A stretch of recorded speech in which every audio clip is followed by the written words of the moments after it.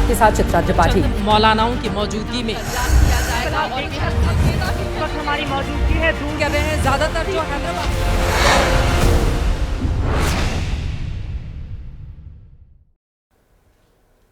Orient Bell Tiles studio से आप देख रहे हैं एबीपी न्यूज। नमस्कार, मैं हूं चित्रा त्रिपाठी और आप देखना शुरू कर चुके हैं जनहित। दुश्मन सिर्फ बॉर्डर के उस पार नहीं होता है, घर के अंदर भी होता है। घुन दीमक बनकर जीता है। शौर्य फिल्म में ब्रिगेडियर प्रताप का यह डायलॉग किसे याद नहीं होगा।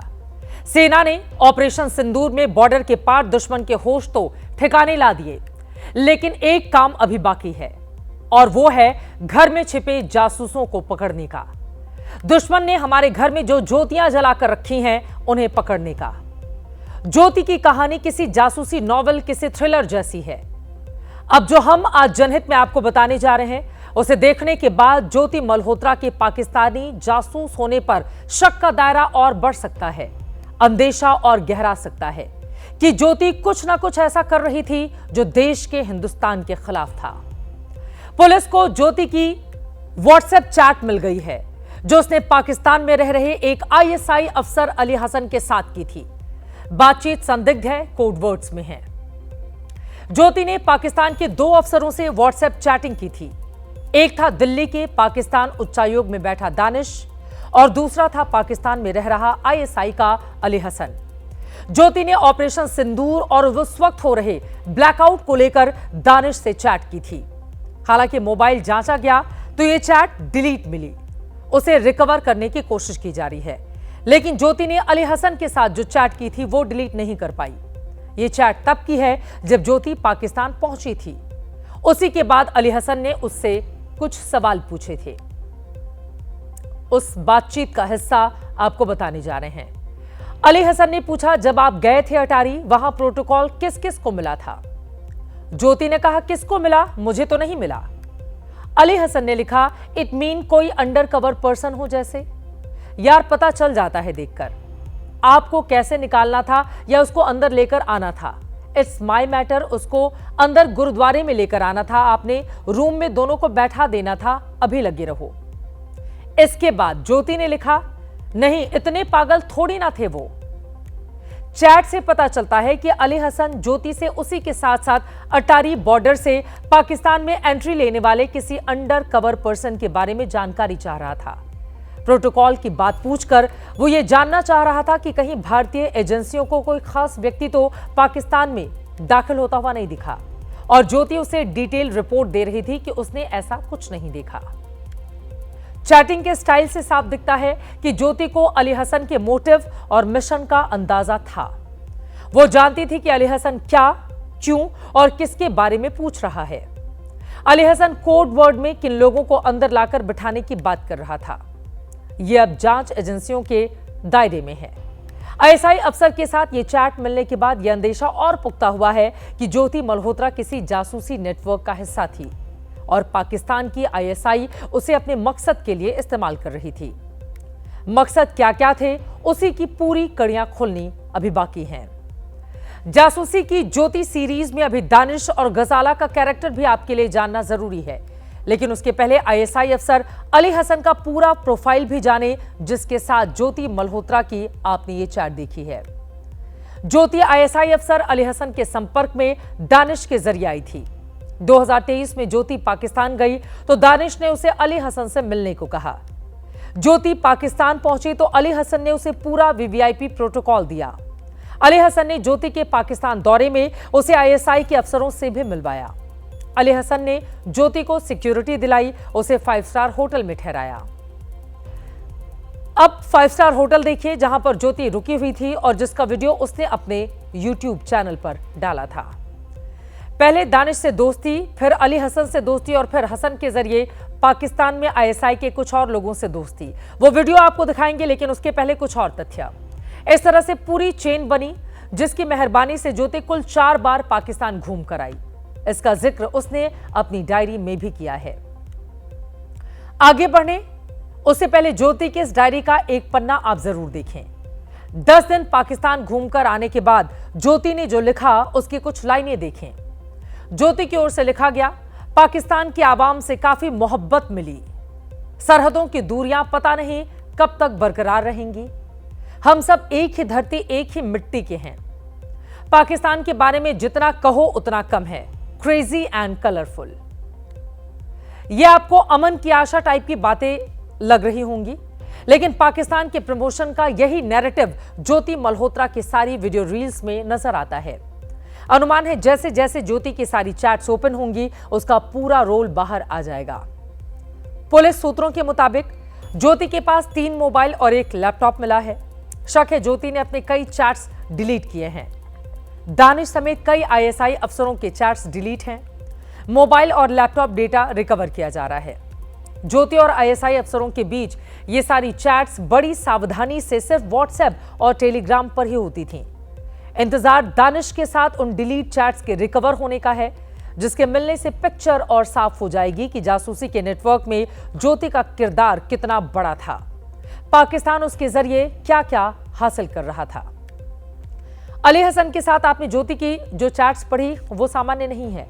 ये वैसी नहीं है कि एक देश का व्यक्ति दूसरे देश में रहने वाले दोस्त से हालचाल पूछ रहा हो। जिस दानिश से होते हुए ज्योति का कनेक्शन पाकिस्तान में आईएसआई के दूसरे अफसरों से जुड़ा, इस खुलासे की एक अहम कड़ी पंजाब की रहने वाली अब गजाला। लेकिन गजाला से पहले दानिश के पूरे कैरेक्टर को आप जान लें। दानिश दिल्ली में पाकिस्तानी उच्चायोग का वो अफसर था जिसे ऑपरेशन सिंदूर के बाद देश से निकाला गया। दानिश के चरित्र को अगर मैं 4 बिंदुओं में आपके सामने रखूं तो दानिश भारत में जासूसी कर रहा था, भारत में आईएसआई का नेटवर्क बना रहा था, वीजा लगवाने के लिए रिश्वत लेता था, जासूस होने के साथ चरित्रहीन भी था। हालांकि घूसखोर और चरित्रहीन होना दानिश का ऊपरी लबादा था, ताकि उसके असली काम यानी भारत में रहकर भारत की जासूसी करने और आईएसआई के लिए जासूसों का नेटवर्क बनाने की ओर किसी का ध्यान ही न जाने पाए। लेकिन खुफिया तंत्र ने गजाला तक पहुंचकर दानिश और आईएसआई के इस पूरे नेटवर्क के सिग्नल काट दिए और इसी से ज्योति मल्होत्रा के जासूसी लिंक का खुलासा हुआ है। 11 मई को जब पंजाब पुलिस ने मलेर कोटला से गजाला और यामीन को जासूसी के शक में गिरफ्तार किया, शक था कि ये दोनों भारतीय सेना के मूवमेंट की पल पल की खबर पाकिस्तान पहुंचा रहे हैं। पूछताछ हुई तो गजाला ने पाकिस्तानी उच्चायोग में बैठे दानिश का नाम लिया। सरकार ने उसी दिन 11 मई को दानिश को भारत से दफा हो जाने के आदेश दे दिए। दानिश किस तरह लोगों को जासूसी के ट्रैप में फंसाता था, गजाला ने इसका भांडा भी फोड़ा है।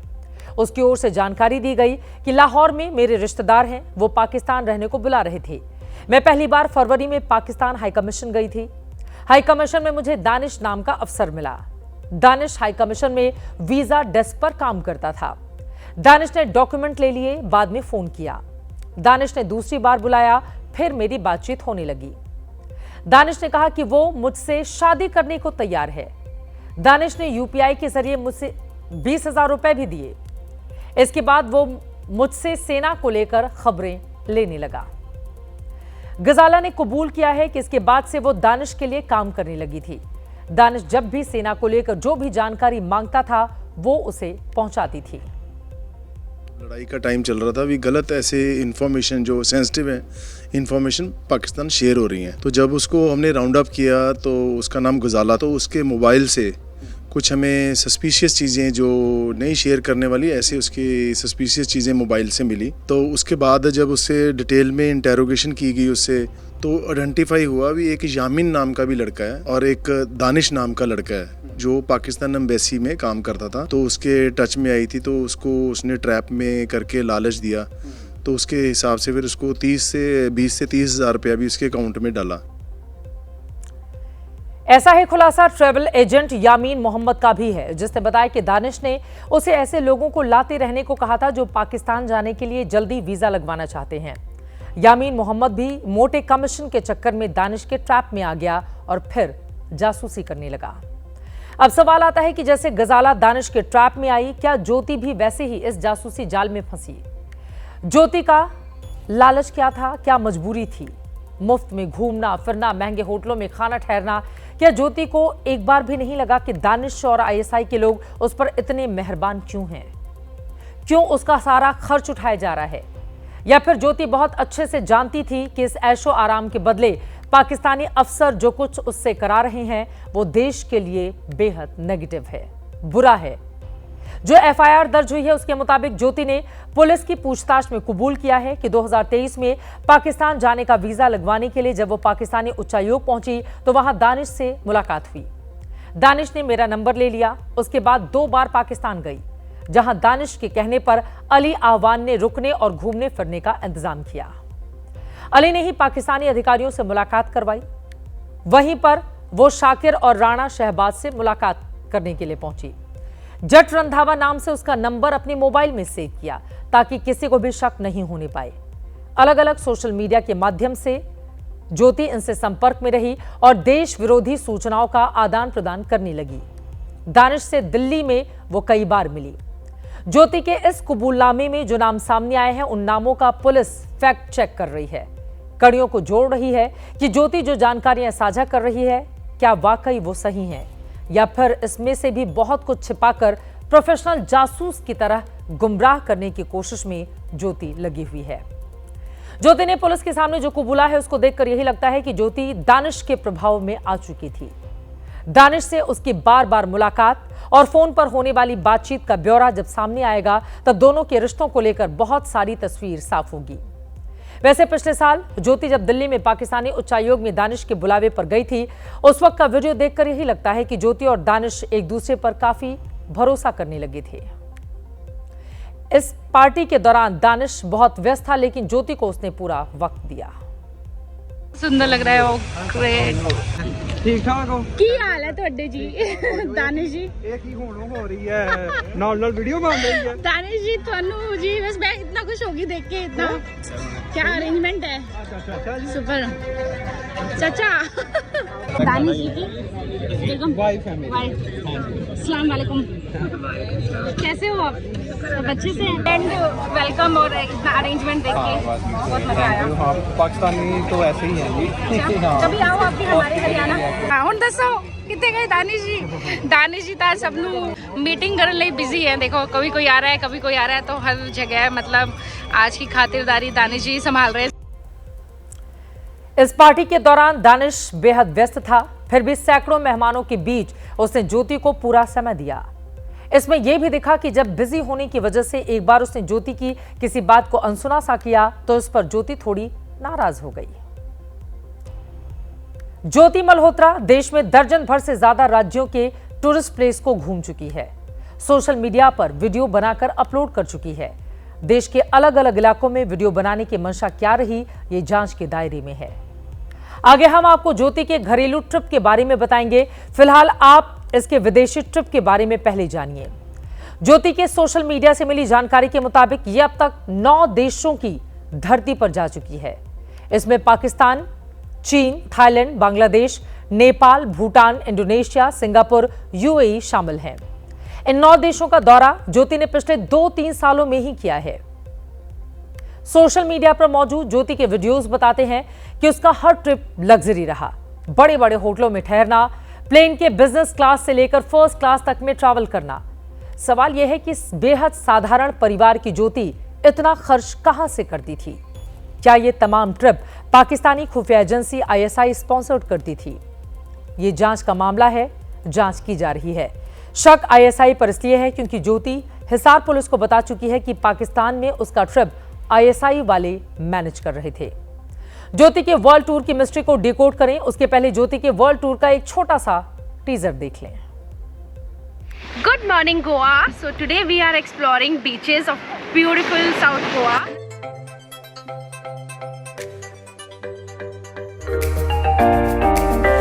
Julai Pangong Lake, the best thing which attracts everyone.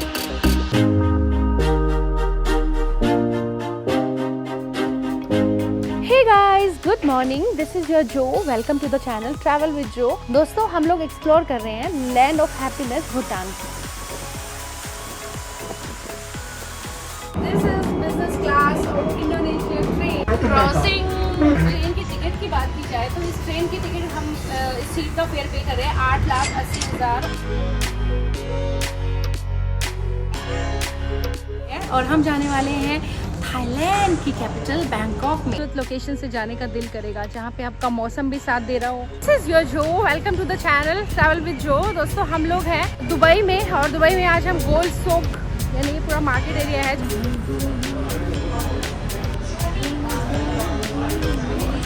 Welcome to Lahore Pakistan. Crazy Lahore दिया जिस हिसाब नास दिया और लग दी पंजाब दिया। ज्योति मल्होत्रा ने ट्रैवल विद जो नाम का अपना यूट्यूब चैनल साल 2011 में बनाया, लेकिन ट्रिप का पहला वीडियो उसने यूट्यूब पर 2019 में अपलोड किया। पहले वो देश के अलग अलग टूरिस्ट प्लेस का वीडियो बनाती, धार्मिक जगहों पर जाकर वीडियो शूट करती। बाद में उसने पड़ोसी देशों का वीडियो अपलोड करना शुरू कर दिया। ये ज्योति के पाकिस्तानी ट्रिप के अलग अलग वीडियोस इस वक्त आप देख रहे हैं। ज्योति के पाकिस्तानी ट्रिप को लेकर सवाल हैं, जासूसी का शक है और माना जा रहा है कि अपने पाकिस्तान दौरे के दौरान ज्योति ISI के टॉप लेवल के एजेंटों से मिल चुकी थी और उन्हीं एजेंट ने ज्योति के कई देशों की ट्रिप को प्रायोजित किया था। सूत्रों से मिली जानकारी के मुताबिक पाकिस्तानी उच्चायोग में काम करने वाला वीजा अधिकारी दानिश वो कड़ी है जिसने ज्योति को ISI के ऑपरेटिव तक पहुंचाया। दानिश ने 2023 में ज्योति की मुलाकात शाकिर और राणा शहबाज से करवाई। 2024 में ज्योति अली एहसान नाम के पाकिस्तानी ऑपरेटिव के संपर्क में आई। अली एहसान ने ज्योति की मुलाकात पाकिस्तान में ISI अधिकारी नोमान से कराई। ज्योति ने अपने मोबाइल में नोमान का नाम जट रंधावा से सेव कर रखा था। ABP न्यूज को सूत्रों से जो जानकारी मिली है, उसके पहलगाम हमले के बाद ज्योति इंडोनेशिया गई थी। बाली के इस ट्रिप पर ज्योति के साथ ISI का अधिकारी नोमान उर्फ जट रंधावा भी था। ज्योति के मोबाइल फोन चैट से कई सनसनीखेज बातें सामने आई हैं। ISI के अधिकारियों के साथ उसके करीबी रिश्तों की जानकारी फोन से मिलने की खबर सामने आई है।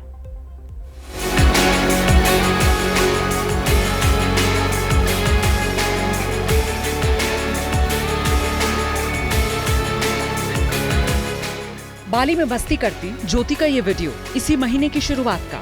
यहीं से लौटने के बाद ज्योति पुलिस के रडार में फंसी और जासूसी की पोल खुली। ये देखो ये मिला है इस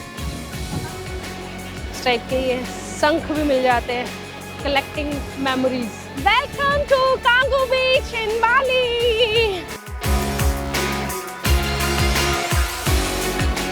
ज्योति ने बाली ट्रिप का ये वीडियो सोशल मीडिया पर अपलोड कर रखा है।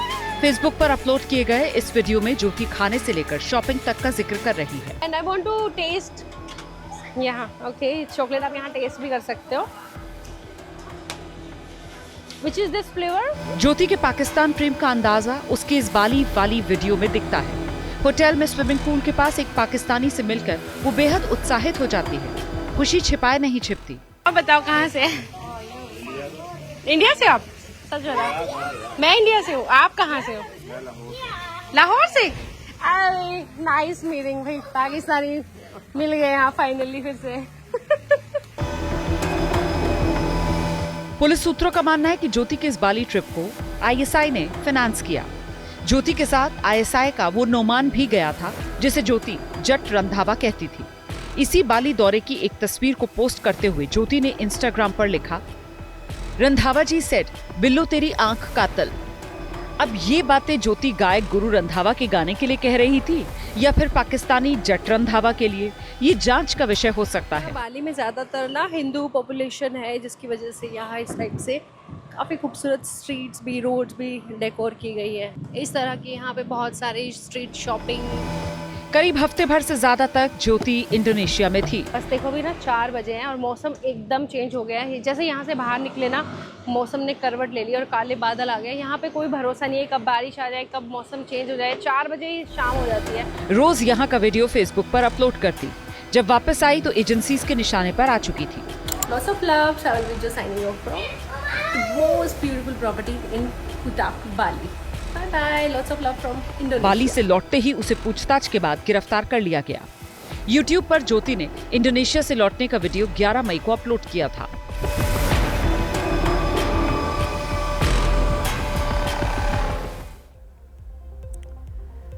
ये ज्योति का दृश्यम है। दृश्यम इसलिए कि तस्वीरों में दिख कुछ और रहा है और इसके पीछे की जो कहानी सामने आ रही है वो कहानी कुछ और ही बता रही है। पहलगाम हमले के बाद ज्योति का इंडोनेशिया जाना, साथ में आईएसआई के अधिकारी होने की खबर का आना जासूसी के शक को पुख्ता करता है। वैसे हम फिर से कह रहे हैं कि जांच का काम एजेंसियों का है और सुरक्षा एजेंसियां अपना काम कर रही हैं। इससे पहले ज्योति पाकिस्तान से लेकर बांग्लादेश, नेपाल, भूटान तक जा चुकी है। ये अलग अलग देशों की तस्वीरें अलग अलग वक्त की हैं, जगह अलग है, देश अलग, लेकिन कॉमन है तो ज्योति मल्होत्रा। ज्योति कोरोना के वक्त दिल्ली में महज 20,000 की नौकरी करती थी और कोरोना में नौकरी छूट गई। उसके बाद उसने पिछले 2-3 सालों में इन तमाम देशों का भ्रमण किया, महंगे महंगे होटलों में रुकी, महंगी यात्रा की, लाखों खर्च किए। सवाल यही है कि क्या सोशल मीडिया की कमाई से यह सब हो रहा था या फिर इसके पीछे आईएसआई है। पिछले साल जून महीने में ज्योति चीन गई थी। चीन में ज्योति ने महंगी यात्राएं की। बुलेट ट्रेन के सफर का उसने वीडियो बनाया, अपने यूट्यूब चैनल पर वीडियो अपलोड किया। सोशल मीडिया पर ज्योति का जो वीडियो मौजूद है उसमें वो घूमने फिरने के साथ ही खाने पीने का वीडियो ब्लॉग बनाती हुई दिखाई दे रही है। चीन ट्रिप के दौरान ज्योति ने बीजिंग और शंघाई की जानकारी साझा की। हालांकि वो यहां पर किन लोगों से मिली इसके बारे में जानकारी सामने नहीं आ पाई है। ज्योति के चीन जाने की कहानी भी रहस्यों से भरी हुई है। ज्योति जून में पिछले साल चीन गई थी। उससे पहले मार्च महीने में दिल्ली के पाकिस्तानी उच्चायोग में जो पार्टी हुई थी, उस पार्टी में ज्योति चीन के डिप्लोमेट से बात करती हुई दिखी थी। ज्योति चाइनीज अधिकारियों से वीजा देने की अपील करती वीडियो में दिखाई दे रही है। तो क्या ज्योति के चीन जाने के स्क्रिप्ट पाकिस्तानी उच्चायोग में दानिश और आईएसआई के एजेंटों ने ही लिखी थी? ये जांच का मामला है। अभी आप चाइनीज अधिकारियों से ज्योति के वीजा के लिए गुहार लगाने का वो हिस्सा देखिए।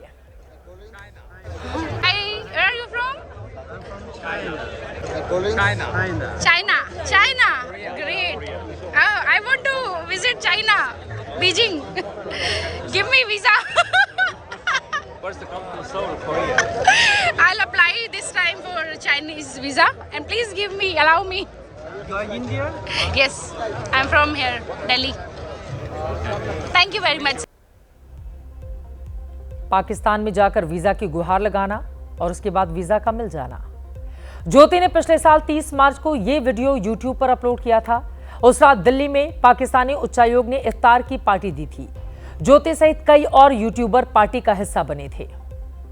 ज्योति लग्जरी लाइफ जीने की ख्वाहिश रखती थी। शायद यही वजह है कि वो जासूसी के दलदल में फंसती हुई चली गई। ज्योति के सोशल मीडिया पर मौजूद वीडियो पर शक और पुख्ता करते हुए कुछ तस्वीरें, नेपाल और दुबई की ये 2 तस्वीरें अब देखिए। इन दोनों वीडियो को देखकर ज्योति के सपने और असल जिंदगी के बारे में आपको पता चल जाएगा।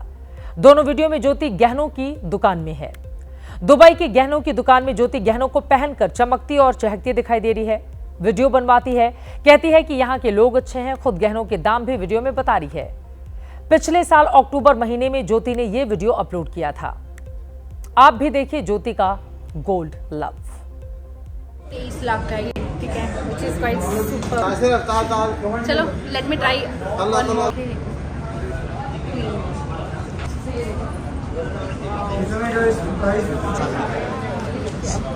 Show me something for next. Oh, माशाल्लाह। विदेश की इन तस्वीरों को देखने के बाद अब देश वापस आते हैं। ज्योति पर जासूसी के जो आरोप लग रहे हैं, उसके पीछे की जो वायरल वजहें निकलकर सामने आई हैं, अब वो जानकारी आप तक पहुंचाते हैं। 3 तस्वीरें आपकी टीवी स्क्रीन पर हैं। वो सामरिक रूप से हमारे लिए बेहद अहम ठिकाने हैं।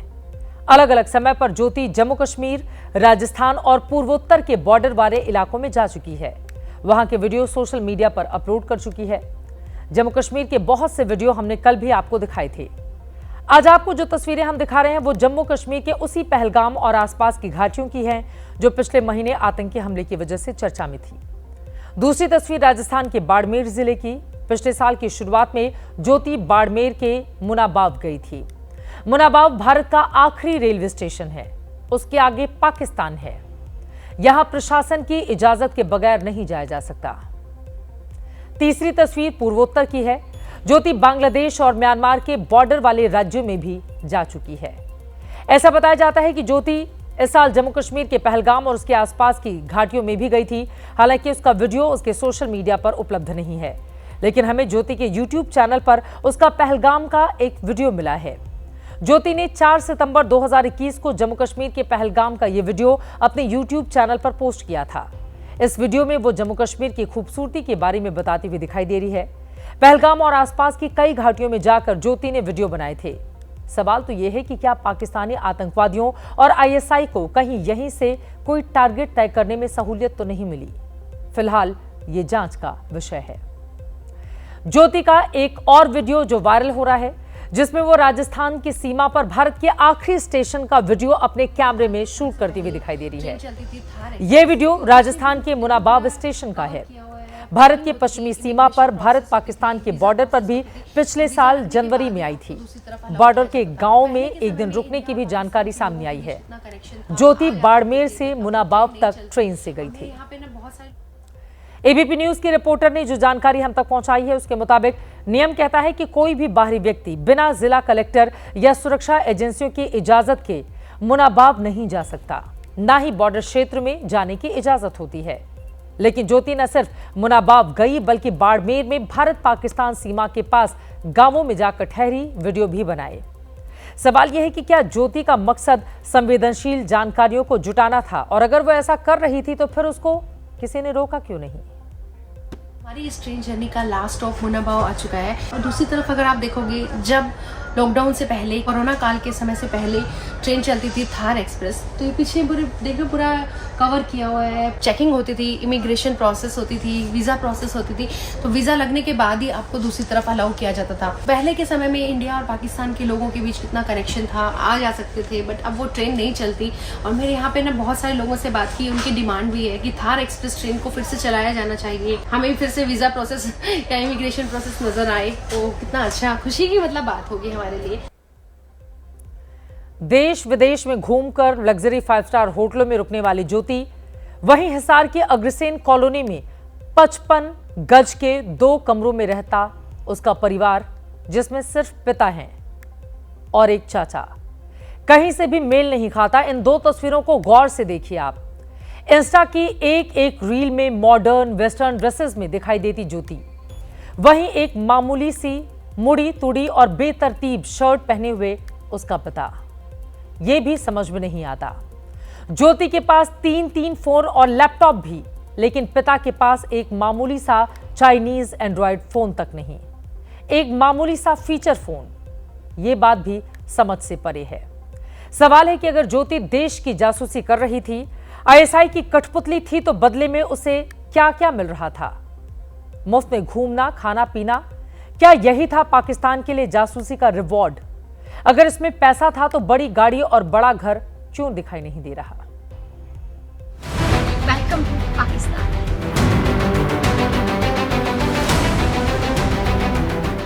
क्या सिर्फ लग्जरी लाइफ की चाहत में ज्योति जासूस बन गई?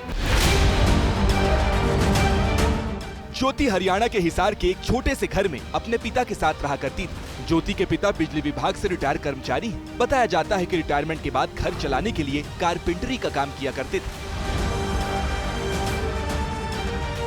ज्योति ने इंटर पास करते ही नौकरी की तलाश शुरू कर दी थी। करीब 58 गज में बना ज्योति का ये घर है। ज्योति की मां का पिता से तलाक हो चुका है। इसी घर में ज्योति अपने पिता हरीश मल्होत्रा और चाचा के साथ रहा करती थी। ये ज्योति का कमरा है जो जहां पर ABP न्यूज फिलहाल पहुंचा है। ये देखिए उनके फिलहाल चाचा जी हैं। इसी कमरे में फिलहाल बताई जाती रहती थी। आप देख सकते हैं तस्वीरों में ये तमाम जो तस्वीरें हैं वो भी यहां पर लगी हुई है। ये वही कमरा है जहां से ज्योति मल्होत्रा को हरियाणा पुलिस ने जासूसी के मामले में गिरफ्तार किया। हालांकि पिता को बहुत ज्यादा पता नहीं, लेकिन वो कहते हैं कि बेटी ने गलत नहीं किया है। बताया जा रहा है कि उसका पाकिस्तान से संबंध है, भारत को लेकर वो जासूसी करती थी। कुछ क्या पता जी, इसका तो पता नहीं मेरे को, करती थी क्या ना करती थी। झूठ बोलने क्या? झूठ कौन बोल रहा है? पुलिस वाले जो आए थे पकड़ के ले गए। कितने लोग आए थे पुलिस में? 6-7 आए थे। 6-7। तो उन्होंने कुछ आपको बताया या नहीं बताया? ऐसे तो कुछ बोले ही नहीं है वो। घर की तलाशी ली होगी? हाँ, घर की सारी तलाशी ली, सामान सारा देखे, उन्हें कपड़े सारे खिंटाए पुंडोए।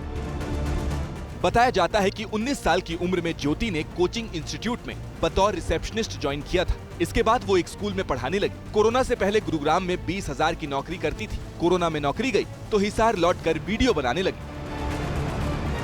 हिसार के मोहल्ले में भी ज्योति को बहुत कम लोग जानते हैं। अब ये कहा जा रहा है कि बड़ी गाड़ियों में घूमने, बड़े लोगों के साथ उठने बैठने, खाने पीने और बैंक खाते में मोटी रकम रखने की चाहत ने ज्योति को देश विरोधी गतिविधियों की राह पर ढकेल दिया।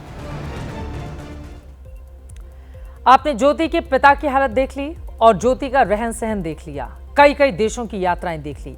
इसी बात से आप समझिए कि अपने पिता को भी किस तरह से झूठ में फंसाकर वो क्या जासूसी किया करती थी, जिसके गंभीर आरोप उसके ऊपर हैं। वैसे जैसे जैसे जांच आगे बढ़ेगी और जासूसी के आरोप अगर सिद्ध हुए तो फिर ज्योति के जीवन में आगे कितना अंधेरा होगा, इस बात को आप समझ सकते हैं। खबरों में आगे बढ़ेंगे। ओलंपिक में अगर बेशर्मी का कोई कंपटीशन होता तो इसमें कोई शक नहीं कि सारे के सारे मेडल सिर्फ पाकिस्तान को जाते।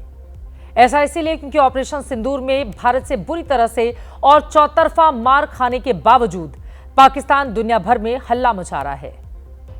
शहबाज शरीफ ने पाकिस्तानी फौज की दुर्गति कराने वाले जनरल आसिम मुनीर को आज प्रमोशन देते हुए मुनीर को फील्ड मार्शल के तमगे से नवाजा है। शहबाज शरीफ की अध्यक्षता में पाकिस्तान की कैबिनेट ने आज आसिम मुनीर को फील्ड मार्शल बनाने के प्रस्ताव को मंजूरी दे दी है। फील्ड मार्शल किसी भी सेना का सर्वोच्च पद होता है। इसे पाने के बाद अब आसिम मुनीर के कंधे पर 5 सितारे होंगे।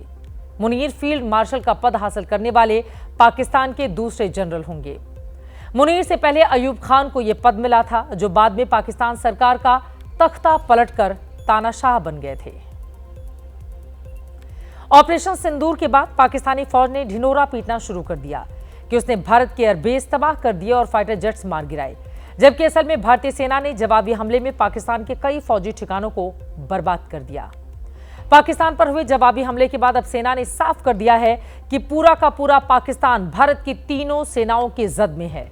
इसीलिए ऑपरेशन सिंदूर के दौरान पाकिस्तान में दाखिल हुए बिना ही भारतीय सेनाओं ने पाकिस्तान के कई एयरबेस और सैन्य ठिकानों को नेस्तनाबूद कर दिया, जिसके बाद पाकिस्तान में सेना का मुख्यालय रावलपिंडी से शिफ्ट करने को लेकर बातें शुरू हो गई हैं। लेकिन भारतीय सेना ने चेतावनी दी है कि फौज का हेडक्वार्टर चेंज करने से भी आसिम मुनीर को राहत नहीं मिलने वाली, क्योंकि पूरा पाकिस्तान भारत की रेंज में है।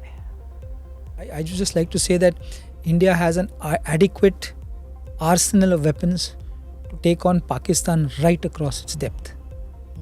So from its broadest to its narrowest, wherever it is, the whole of Pakistan is within range of. So we are absolutely capable from our borders or even in depth, where we can take on the entire Pakistan, and the GHQ can move from Rawalpindi to KPK or wherever they want to move, but they are all within range.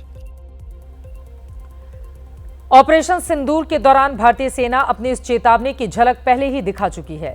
आसमान से लेकर जमीन तक Indian army के जवानों ने पाकिस्तान को किस तरह अपना जवाब दिया था, पुंछ में एलओसी से एबीपी न्यूज की इस रिपोर्ट में आपको जरूर देखना चाहिए। नमस्कार, मैं हूं विशाल पांडे और आप देख रहे हैं एबीपी न्यूज। इस वक्त हम पुंछ में मौजूद हैं और ये एलओसी है। हमारे ठीक पीछे पीओके का हिस्सा है, जहां पर ऑपरेशन सिंदूर के बाद भारतीय सेना ने खूब तबाही मचाई। उनके सैटेलाइट जो कम्युनिकेशन सिस्टम था उसको बर्बाद कर दिया, उनकी तमाम पोस्ट को यहां पर नुकसान पहुंचाया है। जो जानकारी मिल रही है, लगभग 15 पाकिस्तानी पोस्ट को इस जगह से नुकसान पहुंचाया गया। ये सामने ही मैं पूरा पीओके का हिस्सा देख पा रहा हूं, जो पाक अधिकृत कश्मीर है, जिसे भारत का हिस्सा एक दिन होना ही होना है। वहां पर भारतीय सेना ने पुंछ से काफी नुकसान पहुंचाया ऑपरेशन सिंदूर के बाद। पाकिस्तान की कई पोस्ट हमको दिखाई दे रही हैं जिन्हें नुकसान पहुंचा है, लगभग 15 की संख्या में, और कई जो उनकी चौकियां थी, कई और जो उनके की इंस्टॉलमेंट्स थे, उनको नुकसान पहुंचा है यहाँ पुंछ के इस एलओसी वाले हिस्से पर। यहाँ मौजूद रहकर हम ये देख पा रहे हैं कि कई जगह पर तो मात्र 60 से 70 मीटर की दूरी पर ही दोनों की पोस्ट यहाँ मौजूद हैं, और इन सब के बीच ये कहा जा सकता है कि ऑपरेशन सिंदूर के वक्त बहुत बुरी तरह भारतीय सेना ने पाकिस्तान को सबक सिखाया। और कुछ जो हिस्से मैं देख पा रहा हूं, बहुत ही नजदीक यहां पर एक दूसरे के सामने सेनाएं मौजूद हैं, और भारत ने तो एक ऐसा जवाब इस बार दिया है कि पाकिस्तान बुरी तरह से परास्त हुआ है। कुछ जवानों का यह भी कहना है कि 3 दिन तक तो हमने पाकिस्तान को बुरी तरह से उनके हर एक हमले का जवाब दिया, उन्हें मिट्टी में मिलाया। जैसा प्रधानमंत्री ने कहा था कि गोली अगर पाकिस्तान से आती तो भारत की तरफ से जवाब गोला से दिया जाना चाहिए, तो उसी तरह से भारत ने गोला से जवाब दिया है। और इस तरफ आप देखिए ये कुछ हिस्से हैं हमारी पोस्ट के आगे, ठीक पीओके का हिस्सा हमको दिखाई पड़ रहा है, जहां पर भारी तादाद में भारतीय सुरक्षा बलों ने, भारतीय सेना ने नुकसान पहुंचाया है। और ये कहा जा रहा है कि अभी भी हमारी इंटेलिजेंस एजेंसीज इसको वेरीफाई कर रहे हैं कि कितनी तादाद में नुकसान पहुंचा, लेकिन जो प्राथमिक जानकारी मिल रही है उसके मुताबिक 15 पोस्ट तो आसपास में ही पाकिस्तान की ध्वस्त कर दी गई थी। उनका जो कम्युनिकेशन लाइन है इस एलओसी पर पाकिस्तान का, उसे भी ऑपरेशन सिंदूर के वक्त जब पाकिस्तान की तरफ से हमला करने का प्रयास किया गया तो भारतीय सेना ने तुरंत नष्ट कर दिया, यानी वो अब कम्युनिकेशन भी नहीं कर पा रहे हैं। इतनी बुरी हालत पाकिस्तान की इस पोस्ट से कर दी गई। कुल मिलाकर कहा जा सकता है कि भारतीय सेना बलों का जो हौसला है, जज्बा है, वो हाई है और भारतीय शूरवीरों ने इस जगह से पाकिस्तान को मुंहतोड़ जवाब दिया है। कैमरामैन मेहरबान सिंह के साथ Vishal Pandey, ABP news, Poonch, LOC. रक्षा मंत्री राजनाथ सिंह ने पाकिस्तान में आतंकवाद की फैक्ट्री की तुलना बीमारी से करते हुए कहा है कि भारतीय सेना ने ऑपरेशन सिंदूर में स्पेशलिस्ट डॉक्टरों की तरह पाकिस्तान में फैले आतंकवाद का जड़ से ऑपरेशन कर दिया। क्यों? आप सब डॉक्टर्स हैं, आप रोगियों का इलाज करते हैं, लेकिन हम लोग रक्षा मंत्रालय में काम करते हैं प्रधानमंत्री के नेतृत्व में, लेकिन हम सीमा पार के जो आतंकवादी हैं हम उनका भी इलाज करते हैं। साथियों, भारतीय सेनाओं ने एक कुशल डॉक्टर और सर्जन की तरह काम किया है। मैं फिर से इस बात को दोहराना चाहता हूं, हमारी भारतीय सेनाओं ने एक कुशल डॉक्टर और सर्जन की तरह काम किया है। जैसे एक कुशल सर्जन जहां बीमारी की जड़ मौजूद होती है वहीं अपने औजारों का इस्तेमाल करता है, वैसे ही भारतीय सेनाओं ने भी बड़ी सटीकता के साथ आतंकवाद की जड़ों पर अपने हथियारों का इस्तेमाल किया है। सैनिक क्षमता, युद्ध कौशल, रणनीति और कूटनीति, हर मोर्चे पर भारत से मुंह की खाने के बाद अब पाकिस्तान एक बार फिर अमेरिका की चापलूसी में जुट गया है। भारत के साथ हुए युद्ध विराम का क्रेडिट अमेरिका को देकर पाकिस्तान पहले ही इसका सबूत दे चुका है। और आज पाकिस्तानी प्रधानमंत्री शहबाज शरीफ ने एक बार फिर अमेरिका के करीब जाने के लिए राष्ट्रपति डोनाल्ड ट्रंप की तारीफ की। कराची में पाकिस्तानी नेवी के डॉकयार्ड पहुंचे शहबाज ने अमेरिका की चापलूसी में इतने बेताब हो गए कि उन्होंने डोनाल्ड ट्रंप को शांति दूत बता दिया। और इतना ही नहीं, शहबाज ने भारत पाकिस्तान के बीच मध्यस्थता का ऑफर देने के लिए भी ट्रंप को कहा शुक्रिया। बात मुकम्मल नहीं होती अगर मैं यहाँ पर अमेरिका के सदर ट्रंप का शुक्रिया अदा ना करूं कि उन्होंने ये जो सुलगती आग थी जंग की, उन्होंने वक्त पर भापा और दोनों ममालिक न्यूक्लियर ममालिक हैं। मैं समझता हूं कि Trump is a man of peace और मैं समझता हूं कि उन्होंने हकीकतन एक अच्छे खैर खा दोस्त का किरदार अदा किया। और यहाँ तक कि उन्होंने कहा कि मैं कश्मीर के हवाले से भी मैं अपना एक मुखलिसाना किरदार अदा करना चाहता हूँ।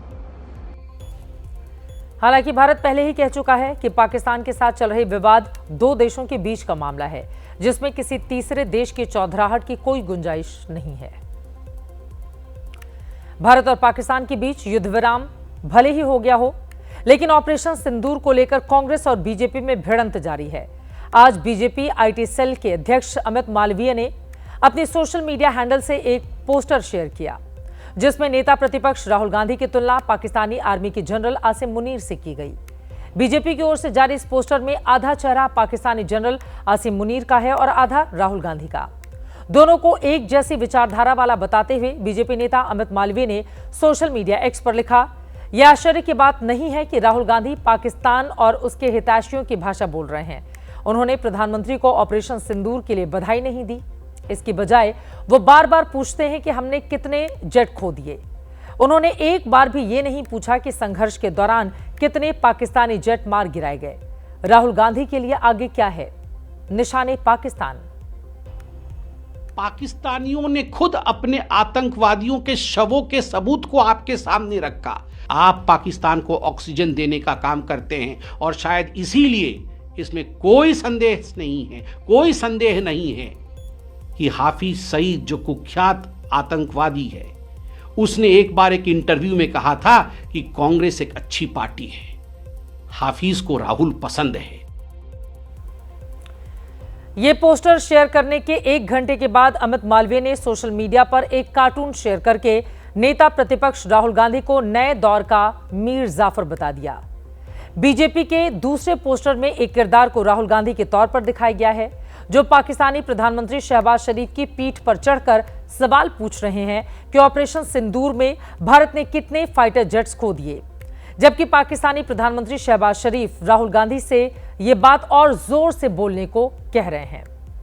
राहुल गांधी और पाकिस्तानी आर्मी चीफ की तुलना और राहुल को इतिहास में गद्दार माने जाने वाला किरदार मीर जाफर बताए जाने से भड़के कांग्रेस ने जवाब में विदेश मंत्री एस जयशंकर को भी इतिहास के गद्दार के नाम से संबोधित कर दिया।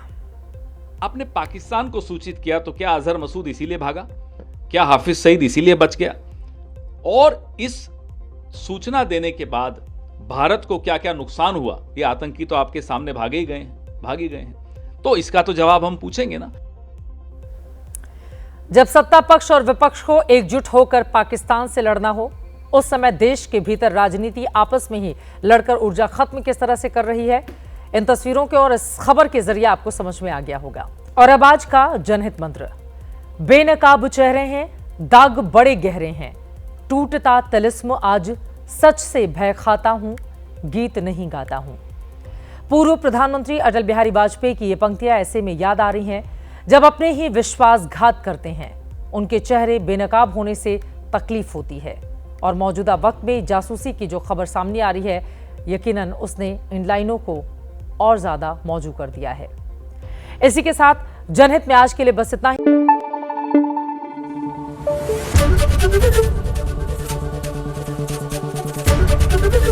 एबीपी न्यूज आपको रखे आगे।